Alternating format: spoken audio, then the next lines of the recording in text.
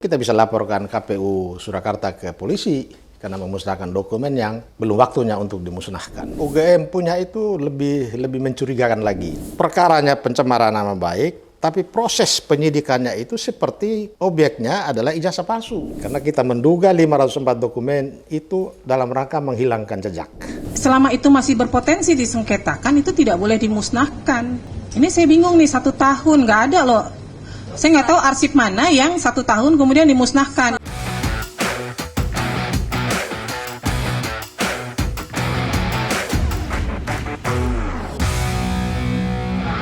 Ini bahkan tidak ditandatangani loh. Ini kalau kita mau bilang ini sah dari UGM, mana yang membuktikan ini sah dari UGM? Nggak ada tanda tangan, tidak ada kop lembaga UGM-nya, nggak ada. Kembali bersama saya di Abraham Samad Speak Up.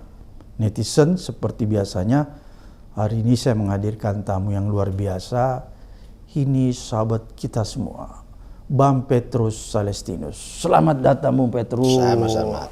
Bung Petrus Salestinus ini advokat senior netizen ya. Kemudian juga beliau adalah koordinator TPDI dan sekarang sekaligus bertindak sebagai kuasa hukum oleh teman-teman yang mengajukan gugatan di Komisi Informasi Publik, KIP ya. KIP. Kemarin kan kita udah lihat ya Bang Petrus ya, sidang KIP itu ya. Jadi Bang Petrus menggugat nih 5 badan publik, UGM, KPU RI, KPU DKI, KPU Surakarta, dan kepolisian ya, untuk membuka dokumen yang berkaitan dengan polemik ijazah Pak Jokowi. Dan Pak Petrus sendiri yang langsung hadir di persidangan itu. Saya ingin tanya nih Pak Petrus, kenapa nih Pak Petrus diajukan gugatan ke KIP? Ya, jadi kalau saya baca dari permohonan yang disampaikan oleh kelima pemohon ini, atau Bon Jovi ini, nampak sekali Bon Jovi ini melihat 5 badan publik ini tersandera oleh persoalan Jokowi. Ya, terkait dengan ijazah ini. Karena sikap mereka sama, tertutup, mengunci habis bagi masyarakat yang ingin mengetahui tentang sekolah atau pendidikan Jokowi S1 Fakultas Kehutanan UGM sampai dengan dia jadi sarjana. Lalu saya melihat pemohon atau Bon Jovi ini, langkah yang mereka ambil ini jauh lebih bagus. Karena kalau kita berharap dari pengungkapan dugaan ijazah palsu ini melalui badan peradilan, semua sudah buntu. Dan ijazah palsu yang diproses oleh badan peradilan ini kan mereka bergerak di bagian hilirnya. Bukan hulu ya? Nah, sementara Bon Jovi ini mau bongkar dari hulunya. Mulai dia daftar kuliah, ada bukti pendaftarannya ada atau tidak, kwitansi pembayarannya ada atau tidak, setiap semester perkembangannya bagaimana, nilai semua. Sehingga ada 20 dokumen lebih yang diminta oleh Bon Jovi supaya UGM memperlihatkan kepada mereka, sehingga dengan memperlihatkan itu mereka bisa memastikan orang ini sekolah benar atau tidak. Dia benar-benar kuliah atau tidak. Karena boleh saja ijazahnya asli, tetapi orangnya kuliah nggak betul atau tidak, sama sekali tidak kuliah. Bisa begitu ya? Bisa begitu. Dan ini jalannya lebih elegan ya, karena semua dokumen diminta untuk ditunjukkan, kartu nilai macam-macam, sampai dengan dia sarjana mudanya. Mengapa dia sarjana muda? Itu yang diminta. Lebih komprehensif ya? Lebih komprehensif, dan tidak bertele-tele. Dan dari sikap KIP sendiri saya lihat cukup independen. Majelis hakimnya, sehingga tadinya kita khawatir jangan-jangan badan ini pun tersandera, tapi kelihatan dari sikap hakimnya dan anggota majelisnya itu masih bagus. Untuk sementara. Jadi kan kemarin saya lihat tuh ada perdebatan ya tentang dokumen tuh, karena kalau saya lihat KPU sempat menyatakan ada dokumen yang sudah dimusnahkan. Tapi itu kemudian, dari KPU Solo. Ya, tapi kemudian hakim bilang, wah itu nggak memenuhi syarat. Karena biasanya dokumen itu kalau undang-undang karsipan nanti kurang lebih 5 tahun baru bisa dimusnahkan. Tapi itu baru 1-2 tahun udah dimusnahkan. Bisa nggak Pak Petrus cerita tuh kemarin? Kenapa sampai terjadi perdebatan? Jadi pertama soal pemusnahan dokumen itu dibaca oleh pemohon bahwa ada dokumen itu tidak diberikan kepada pemohon alasan KPU Surakarta karena dimusnahkan. Jadi nggak bisa lagi diserahkan sama pemohon, diperlihatkan. Nah, sampai disitulah reaksi ketua majelis menegur. Oke. Kok kalian memusnahkan berdasarkan peraturan KPU tahun 2023? Ya, berarti pemusnahannya baru. PKPU-nya ya? Ya. Sementara tahun 2023 itu terkait dokumen yang diminta ini kaitannya dengan perkara pidana, perkara perdata digugat di mana-mana. Mestinya tidak boleh. Ya. Apalagi masa retensinya itu kan tidak kurang dari 5 tahun. Oke. Ini kalian baru 1-2 tahun kok sudah dimusnahkan. Gitu. Lalu kita nyambung bahwa ini ada aspek pidana. Jadi jangan sampai dengan pemusnahan itu kita bisa laporkan KPU Surakarta ke polisi karena memusnahkan dokumen yang belum waktunya untuk dimusnahkan. Karena itu tindak pidana ya? Tindak pidana. Ada nggak rencana ke arah sana, Bang Petrus? Nah, itu terhadap yang- penggugat itu untuk melaporkan KPU itu? Tetap rencana itu masih tetap berlaku, tergantung dari bagaimana sidang hari Senin ini mereka jawab yang sebenarnya seperti apa. Karena rupanya setelah sidang itu Ketua KPU Surakarta meralat Oke. bahwa yang mereka musnahkan itu bukan dokumen-dokumen terkait ijazah, tetapi buku agenda yang mencatat surat masuk dan keluar. Nah, Diralat lagi. ini juga, padahal agenda itu kan sangat penting. Iya, Misalnya iya. ijazah Jokowi diterima oleh KPU Surakarta tanggal berapa, Iya. kemudian dikembalikan atau Iya. terkait dengan itu kan mestinya tidak boleh. Gitu. Tapi mereka alasan yang dimusnahkan itu agenda, ini ada apa? Jadi jawabannya menimbulkan pertanyaan-pertanyaan baru yang akan berkembang di sidang besok ini. Oke, jadi kelihatannya Bang Petrus nih pada saat persidangan itu kan hadir langsung tuh. Memang banyak kejanggalan ya Banyak. yang disampaikan oleh KPU dan UGM. KPU dan UGM. UGM punya itu lebih mencurigakan lagi. Apa itu? Ya, ketika dia menolak memberikan penjelasan kepada pihak pemohon atau Bon Jovi, dia menyerahkan 20 lembar lebih. Judul dari dokumen yang diserahkan itu tanda terima dokumen dari UGM oleh Polda. Nah, saya langsung curiga kenapa judulnya tidak berita acara penyitaan, kan kaitan dengan perkara pidana pencemaran nama baik di Polda Metro Jaya. Oke. Jadi tidak ada judul berita acara penyitaan dan tidak menggunakan kop Polda Metro Jaya. Nah, karena bentuknya itu tanda terima biasa, maka saya langsung curiga karena perkara pencemaran nama baik yang dilaporkan oleh Jokowi karena Jokowi merasa ijazahnya asli. Jadi Harusnya cukup dengan menyita ijazah asli itu menjadi dasar untuk memproses pencemaran nama baik. oke. Tapi mengapa 504 dokumen disita terkait dengan dugaan ijazah palsu yang melahirkan perkara pencemaran nama baik? Nah, saya mencurigai jangan sampai 504 dokumen yang disebut dalam tanda terima itu UGM kerjasama dengan penyidik Polda Metro Jaya untuk menghilangkan jejak terkait dokumen-dokumen yang kita curigai selama ini. Misalnya soal masa kuliah disebut-sebut hanya sarjana muda, tapi kok bisa sampai S1. Padahal tujuan dari permintaan dokumen oleh pemohon ini kaitannya dengan mau menguji sekaligus kebenaran apakah kuliahnya full sampai tamat, atau hanya sarjana muda, atau memang tidak sama sekali. Jadi menyita 504 dokumen untuk perkara pencemaran nama baik itu tidak relevan. Terlalu berlebihan. Terlalu berlebihan dan ada kecenderungan kita curiga itu ini untuk pengamanan. Nah, kalau di Gajah Mada kan mungkin karena didatangi terus tekan-menekan bocor.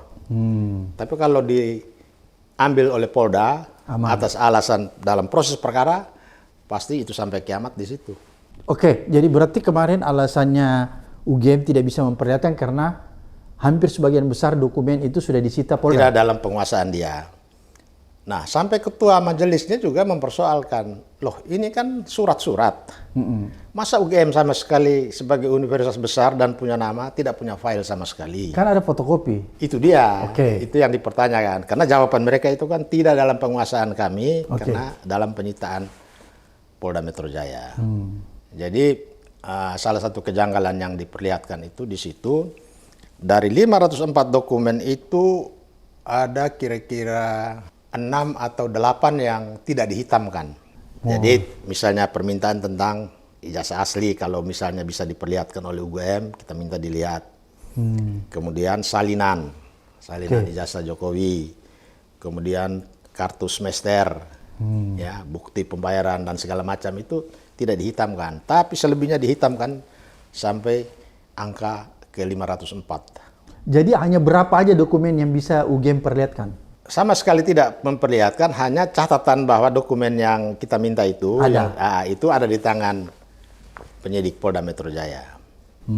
Tapi tidak menunjukkan berita acara penyitaan secara baku sebagaimana Polda seluruh Indonesia dalam mekanisme penyitaan itu gunakan kop atau judul berita acara penyitaan. Ini tanda terima.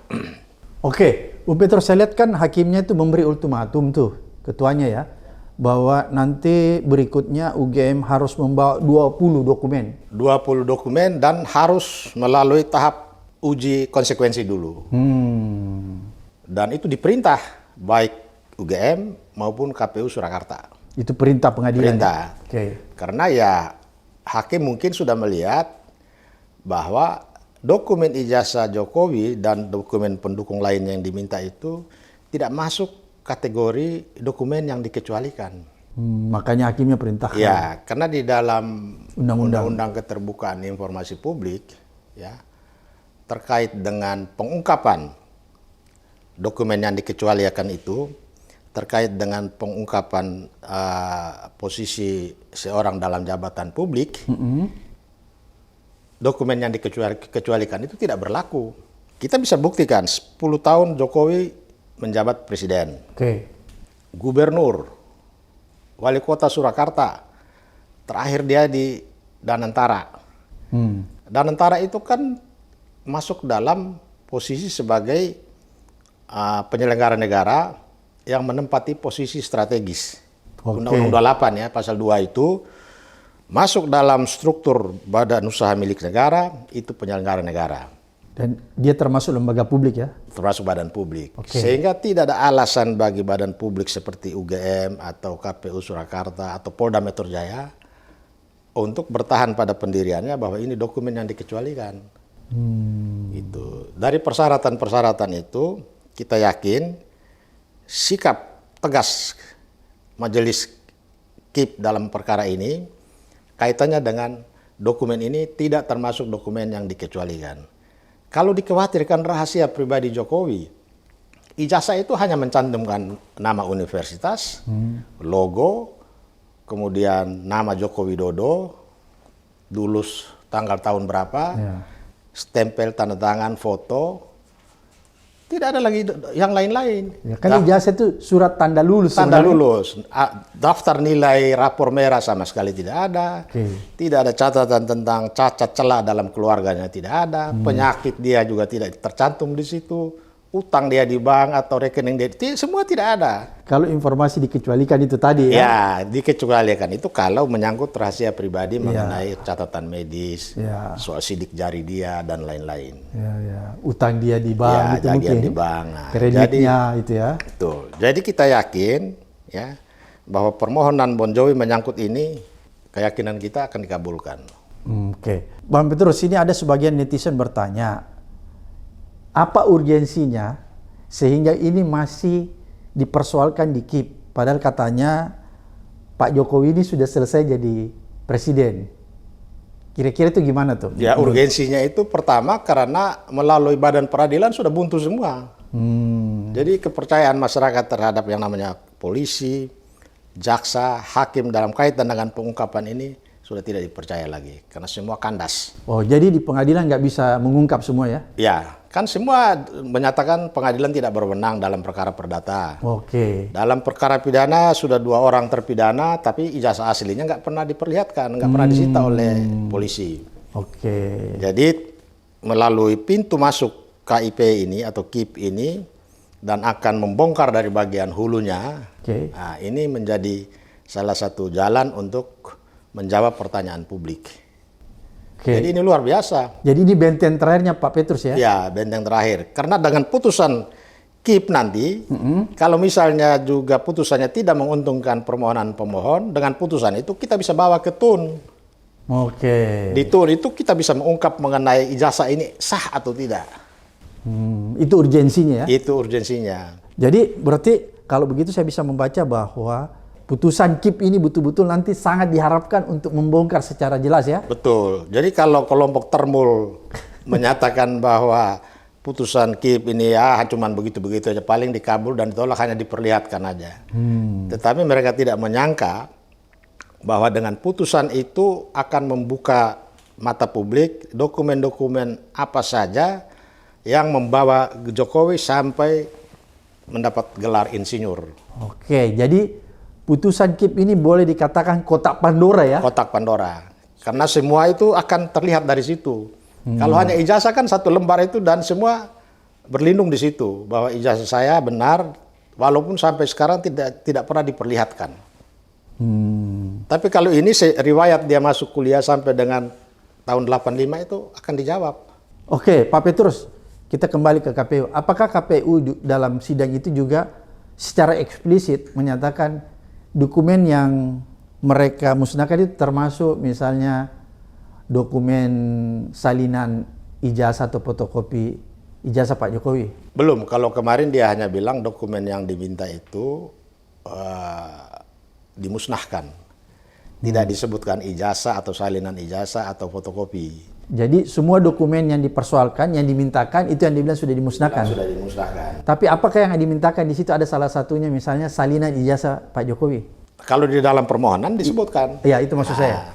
Disebutkan, tetapi dalam penjelasan dia, karena di dalam jawaban dia tertulis itu kan dia sebut dokumen ini yang sudah diagendakan itu sudah dimusnahkan. Sehingga kesan kita bahwa dokumen itu memang sudah nggak ada lagi. Sampai ketika hakim menegur PPID dari Surakarta ini pun dia bilang ya dia nggak tahu, bahkan berita acaranya pun dia nggak tahu. Nggak ada berita acara Nggak ada berita acaranya. Sampai hakim bilang jangan-jangan berita acaranya pun kalian musnahkan.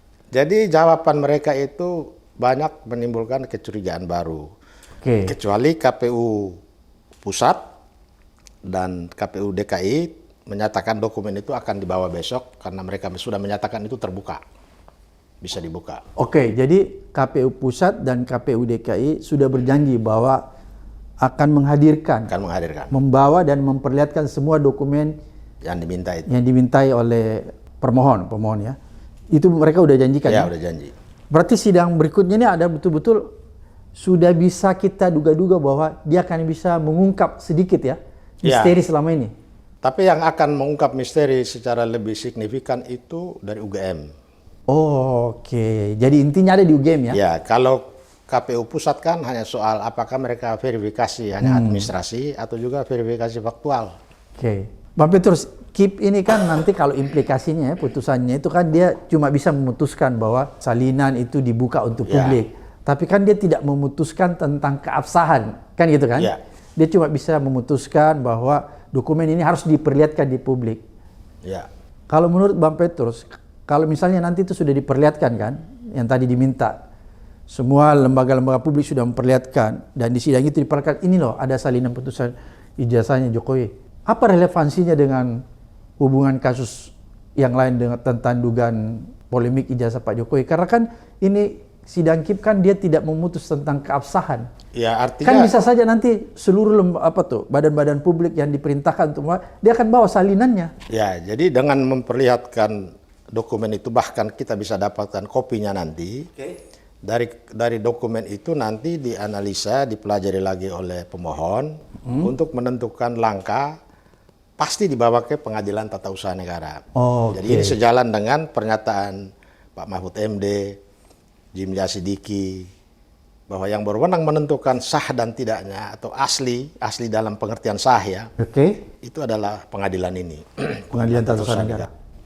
Karena hitungannya kan nanti masih dalam tenggang waktu setelah diputus itu, kalau nggak salah 14 hari atau 30 hari itu pemohon atau termohon yang merasa dirugikan dari putusan itu bisa gugat ke Pengadilan Tata Usaha Negara. Jadi berarti usaha yang Pak Petrus akan lakukan bersama pemohon yang menggugat ke KIP ini, bahwa setelah ada putusan nanti maka itu akan ditindaklanjuti di Pengadilan Tata Usaha Negara. Pengadilan Tata Usaha Negara untuk membuktikan keabsahan. Kira-kira begitu jalannya. Ya. Jadi bisa diperluas untuk menentukan sah atau tidak ijazah yang diberikan oleh UGM kepada Jokowi. Pak Petrus, kita kembali. Ini kan tadi pemohon ini kan mempersoalkan, meminta untuk diperlihatkan dokumen-dokumen yang berkaitan dokumen ijazahnya mantan presiden, yaitu Pak Jokowi kan. Apakah relevansi dari permohonan ini ada kaitannya dengan kasus yang sedang bergulir, yaitu kasus pidana? Ada kaitannya. Oke. Putusan di KIP ini bisa membantu proses di Polda Metro Jaya, terutama dalam kaitan dengan posisi Roy Suryo dan kawan-kawan. Dan di situ akan terjadi titik temu yang paling kuat bahwa pertarungan kepentingan umum yang diwakili oleh Roy Suryo dan kawan-kawan lawan kepentingan pribadi Jokowi. Karena berangkat dari permohonan Bon Jovi ini kan memang tidak untuk kepentingan pribadi mereka. Untuk kepentingan umum? Untuk kepentingan umum sekaligus supaya sistem-sistem yang selama ini korup, ya semua bisa dibeli itu supaya ke depan diperbaiki. Tujuannya itu ya? Tujuannya itu. Untuk memperbaiki kembali sistem yang ada ya? Ya. Kan kalau kita lihat begini Bang Petrus, ini kan di KIP ada lagi kelompok-kelompok masyarakat yang lain juga melakukan gugatan ya, permohonan. Apakah itu tetap semua punya relevansi dengan yang Bang Petrus tangani sekarang ini? Ya, saya lihat tujuannya sama. Sama ya? Karena untuk memperbaiki mekanisme prosedur yang selama ini terlalu longgar, sehingga orang-orang yang tidak memenuhi syarat kok bisa duduk di penyelenggara negara. Oke. Karena menjadi penyelenggara negara melalui pemilu itu jauh lebih gampang. Banyak orang pikir daripada dia lamar ASN susah-susah, dia tunggu aja pemilu. Oh, itu fenomena yang terjadi. Itu fenomena. Jadi mendingan jadi anggota DPR di mendingan kabupaten. jadi anggota DPR, dan itu bisa dari periode ke periode orangnya itu juga. Jadi dia pikir daripada dia keluarin duit jadi ASN, mendingan dia keluarin duit untuk jadi anggota DPR di kabupaten gitu ya. Gajinya jauh lebih besar. Terhormat, dan dia bisa membangun dinasti. Dia jadi ketua DPRD, istrinya bisa calon bupati, atau iparnya bisa jadi sekda. Jadi itu fenomena yang sedang terjadi. Dan itu sudah merata di seluruh Indonesia. Jadi kalau peraturan perundang-undangan itu tidak diperketat, harusnya ada undang-undang tentang anti dinasti. Nepotisme ya? Nepotisme ya. Karena undang-undang yang mengatur tentang nepotisme ini juga kan hanya 1-2 pasal di Undang-Undang 28. Iya. Selebihnya tidak ada. Jadi tujuan dari permohonan serta gugatan nanti ini lebih kepada untuk memperbaiki sistem ke depannya. Ya, memperbaiki sistem sekaligus juga supaya, karena ya lima badan publik yang jadi termohon sekarang ini kita nggak bisa harapkan untuk mereka bisa dengan proses yang mereka lakukan itu tidak bisa memperbaiki sistem yang ada, bahkan untuk memperbaiki badan publiknya saja tidak. Termasuk game. Termasuk UGM, termasuk KPU, termasuk Polda Metro Jaya. Ya, Polda Metro Jaya itu salah satu kejanggalannya itu untuk apa 504 dokumen yang tidak relevan tapi kok disita. Jadi perkaranya pencemaran nama baik, tapi proses penyidikannya itu seperti objeknya adalah ijazah palsu. Karena ijazah palsu, maka seluruh dokumen di UGM harus kita sita. Ini yang janggal. Jadi polisi tidak sedang mengungkap soal pencemaran nama baik, tapi dia sedang bekerja untuk memastikan ijazah Jokowi ini asli. Jadi manfaatkan perkara pencemaran nama baik untuk mendapatkan atau mungkin untuk mengukuhkan bahwa ijazah Jokowi ini asli. Ini bahaya yang akan kita hadapi. Makanya pintu masuk melalui KIP ini bisa menjadi pertarungan secara head to head dengan penyidikan yang dilakukan oleh Polda. Karena kita menduga 504 dokumen itu dalam rangka menghilangkan jejak. Itu dugaan Pak Petrus ya? Oke, Bang Petrus, kita berandai-andai nanti nih, kalau sidang berikutnya ini kan mereka akan bawa tuh dan memperlihatkan ya 20 dokumen dari UGM itu. Apakah menurut Bang Petrus nanti secara awal kasat mata, ini kan Bang Petrus nggak bisa juga menentukan nanti ini asli apa enggak kalau secara visual. Apakah nanti di sidang berikutnya ketika lembaga-lembaga publik ini memperlihatkan dokumen-dokumen yang berkaitan dengan Pak Jokowi, apakah Pak Petrus sudah punya bayangan tentang, oh ternyata permasalahannya selama ini seperti ini? Jadi kalau saya lihat dari 20 dokumen itu kalau benar-benar diperlihatkan, Oke, bisa dinilai. sudah ada penilaian awal? Ya, apakah dia pernah kuliah, atau dia kuliah dari awal sampai akhir, atau dia sama sekali tidak kuliah. Jadi Kita ada curiganya itu kenapa semua dokumen ada di Polda? iya. Kalau dia, ya kalau kita lapor, kita difitnah soal ijazah kita palsu, kan cukup kita serahkan polisi, ini ijazah saya ini asli. Polisi kejar yang membuat fitnah. Tapi selama ini kan tidak ada. Saya tanya Mas Roy, apakah ada alat yang disita oleh polisi? Oke, berarti Bang Petrus mau katakan begini. Ini kan nanti Polda juga diperintahkan ya membawa dokumen-dokumen itu ya, Ya. oleh KIP ya. Berarti kalau dia diperintahkan, maka nanti Polda akan dibebankan membawa ijazah asli Pak Jokowi yang disita. Kira-kira Ya, seperti itu. Seperti itu. Dia akan memperlihatkan itu ya, bukan Ya. bukan salinan, bukan fotokopi. bukan. Beda Karena- kalau yang lain ya. Betul. Kalau UGM kan paling fotokopi, KPU fotokopi. Ya. Tapi kalau Polda ini disuruh hadirkan yang asli yang dia sita, kira-kira Ya. gitu. Dan di dalam undang-undang keterbukaan informasi Kan publik pun, pikiran saya begini Pak Petrus, ijazah yang ada di UGM ya itu juga salinan. Salinan, karena bukan kan asli. yang asli itu cuma ada Satu. pada orang yang bersangkutan. ya, Oke. Jadi berarti yang disita sama Polda itu kan juga salinan kan, bukan asli. ya. Yang disita di Polda itu aslinya, Oh aslinya. aslinya. Yang tadinya ada di tangan Jokowi, Oke. Jokowi waktu lapor di Polda Metro Jaya, Jokowi serahkan. Itu yang diminta oleh KIP nanti dihadirkan. Ya, kan di dalam permohonan Bon Jovi pun nomor 1 itu ijazah asli. Untuk Polda. Enggak, untuk di UGM. Oke. Untuk Polda, karena kemarin itu hakim bilang kita nanti putusan selah dulu untuk memastikan permohonan ini masih dalam tenggang waktu atau sudah lewat waktu. Oke. Karena Polda itu baru jawab itu setelah ada panggilan sidang. Karena berkasnya tertahan di Bareskrim. Oke, Jadi jadi dia akan menyusul itu Polda.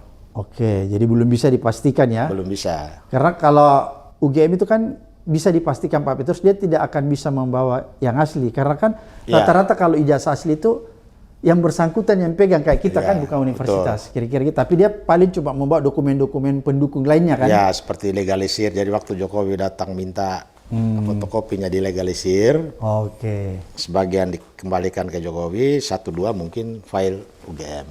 Oke. Pak Petrus, pelajaran apa yang paling kita bisa dapatkan dari peristiwa kemarin tuh sidang di KIP kalau menurut Pak Petrus?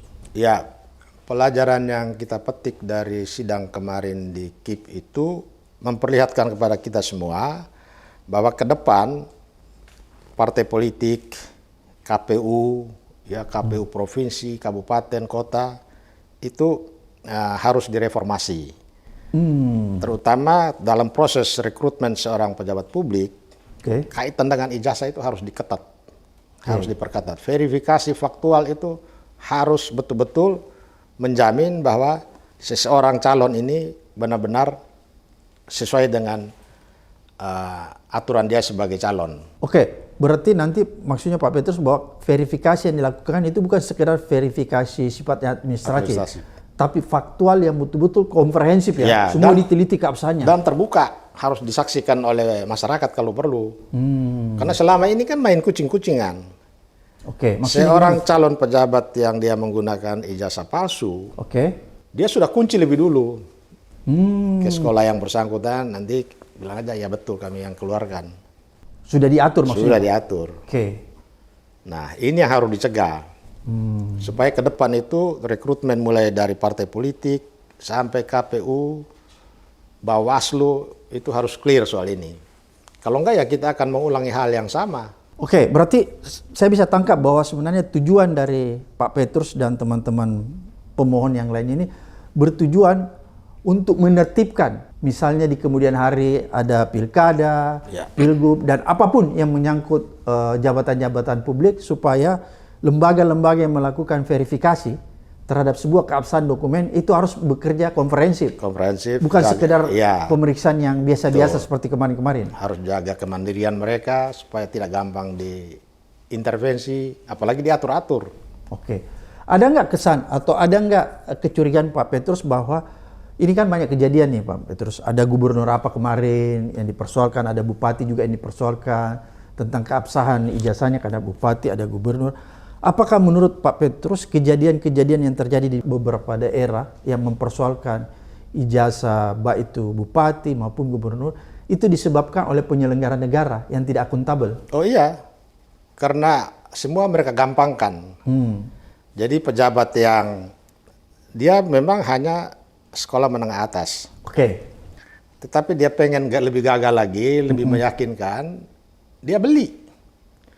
Karena saya pernah mengurus perkara seorang calon bupati di salah satu daerah di NTT. Oke.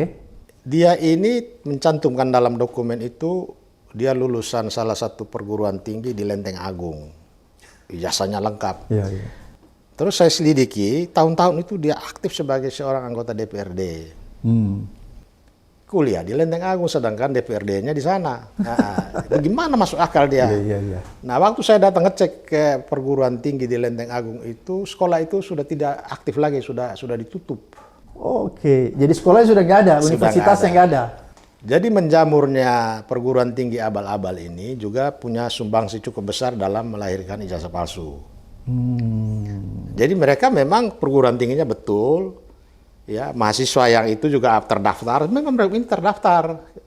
Jadi kalau diverifikasi kelihatannya kayak betul ya? Betul. Oke. Ya dia kuliah. Bagaimana kuliah? Dia tinggal jauh di sana. Mungkin ongkos pesawat sekali 2 kali gajinya udah habis. Iya. Gitu. Apalagi dia punya jabatan di DPRD itu. Sebagai ketua. Oke, jadi berarti menurut Pak Petrus fenomena polemik ijazah itu banyak ditemukan di baik di kabupaten maupun di kabupaten, provinsi, sampai ya presiden juga masih belum tuntas-tuntas ini. Jadi banyak, kalau kita duga ya, banyak oknum-oknum anggota DPR, DPRD itu juga ada masalah terhadap keabsahan ijazahnya. Betul. Apalagi yang sekolahnya di perantauan jauh sana, ya KPI juga kan kadang-kadang dia pikir buang waktu, buang uang, ya udah terima aja. Nggak diverifikasi Nggak faktual. diverifikasi faktual. Apalagi uang sudah ikut bermain. Oke, kalau uang berikut bermain, berarti Bang Petrus mau katakan bahwa ada dugaan kemungkinan calon itu melakukan pendekatan dengan penyelenggara negara ya. Betul. Agar supaya penyelenggara negara menerima dengan gampang dan tidak melakukan verifikasi faktual. Ya betul. Jadi itu yang terjadi orang KPU sudah dipegang. Bahkan sampai saya pernah temukan. Oke. Anak dari pejabat di KPU itu menjadi pegawai di mereka yang ikut konsultasi, terutama yang caleg-caleg. Supaya mereka bisa menguasai sistem.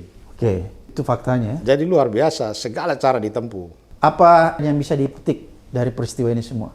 Ya, dari peristiwa terutama dugaan ijazah palsu, kemudian masalahnya berlarut-larut, Jokowi juga kunci habis, badan-badan publik yang menguasai dokumen ini juga mengunci habis, maka perlu diadakan perubahan terhadap Undang-Undang Keterbukaan Informasi Publik, terutama harus dibuat secara tegas, pejabat publik terkait dokumen yang bisa membawa dia untuk menduduki posisi jabatan publik itu terbuka. Bisa diakses oleh masyarakat. Bisa diakses oleh publik? Ya, bisa diakses oleh publik. Tidak ada pengecualian. Oke. Padahal sebetulnya sih sudah cukup diatur di dalam undang-undang ini. Seperti ijazah itu, kaitan dengan jabatan publik seseorang, tidak dikecualikan. Harus dibuka, harus diserahkan. Terima kasih Pak Petrus, luar biasa apa yang disampaikan Pak Petrus ini. Membuka pengetahuan kita, mengedukasi kita, mencerahkan kita, dan sekaligus menuntun rakyat ya.